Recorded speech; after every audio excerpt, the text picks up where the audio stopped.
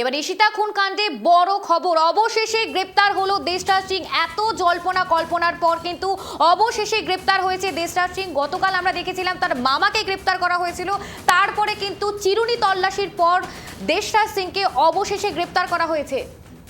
এই মুহূর্তে আমাদের সঙ্গে টেলিফোন লাইনে রয়েছে আমাদের প্রতিনিধি অভিজিৎ। অভিজিৎ, কি জানা যাচ্ছে যে এত জল্পনা কল্পনার পর, এত চিরুনি তল্লাশির পর দেশরাজ সিংকে গ্রেপ্তার করা হয়েছে? গতকাল তার মামাকে গুজরাটের জামনগর থেকে গ্রেপ্তার করে নিয়ে আসা হয় কোতোয়ালি থানায় এবং কৃষ্ণনগর জেলা পুলিশের 3টি টিম উত্তরপ্রদেশে ছিলেন এবং চিরুনি তল্লাশি চালায়। সম্ভবত যেটা জানা যাচ্ছে যে তার মামাকে জিজ্ঞাসাবাদের পরেই দেশরাজ সিং এর কোথায় লুকিয়ে আছে সেটা হদিশ পাওয়া যায়। তারপরে গতকাল তাকে গ্রেপ্তার করা হয় উত্তরপ্রদেশেই। উত্তরপ্রদেশ থেকে গ্রেপ্তার করে তাকে আজকে নিয়ে আসা হবে কৃষ্ণনগর কোতোয়ালি থানায় এবং পাশাপাশি এটাও জানা যাচ্ছে যে তার বাবার নামেও, দেশরাজ সিং এর বাবার নামেও সম্ভবত গ্রেপ্তারি পরোয়ানা জারি করা হতে পারে। বর্তমানে তার বাবা রয়েছে রাজস্থানের জয়সালমীরে রয়েছে, কিন্তু আজকে যেটা জানা যাচ্ছে আরো যে একটি পুলিশের কোতোয়ালি থানার একটি পুলিশের টিম রাজস্থানের জয়সালমীরের উদ্দেশ্যেও রওনা দিয়েছে। এই দেশরাজ থেকে কি জানা যাচ্ছে? তাকে কি জেরা করে কিছু জানা গিয়েছে যে কেন সে খুন করেছে? এটা এই ব্যাপারে কি কিছু জানা গিয়েছে অভিজিৎ? পুলিশের পক্ষ থেকে এখনো পর্যন্ত কিছু জানানো হয়নি।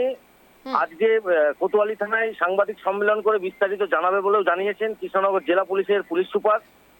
এবং যেটা জানা যাচ্ছে যে সূত্র মারফত যেটা জানা যাচ্ছে যে এই যে হত্যাকাণ্ড, এই হত্যাকাণ্ডে পরিবারের একাধিক লোক জড়িত থাকতে পারে বলেও মনে করছেন একাংশ।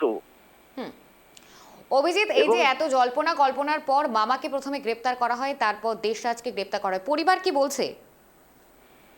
দেখো, পরিবারের সাথে আমরা এই মুহূর্তে কথা বলার চেষ্টা করলেও পরিবার এই মুহূর্তে আমাদের সাথে মুখ খোলেননি।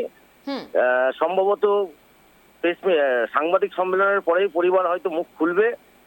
এবং গতকালকে যে ঈশিতার বাবা যেটা জানিয়েছে আমাদেরকে যে পুলিশের ওপর সম্পূর্ণ আস্থা ছিল যে পুলিশ গ্রেপ্তার করবে এবং জেলা পুলিশের একটা বিরাট সাফল্য, কৃষ্ণনগর জেলা পুলিশের মৃত্যুর 6 দিনের মাথাতেই অভিযুক্ত যুবককে উত্তরপ্রদেশের থেকে গ্রেপ্তার করে নিয়ে আসা হচ্ছে।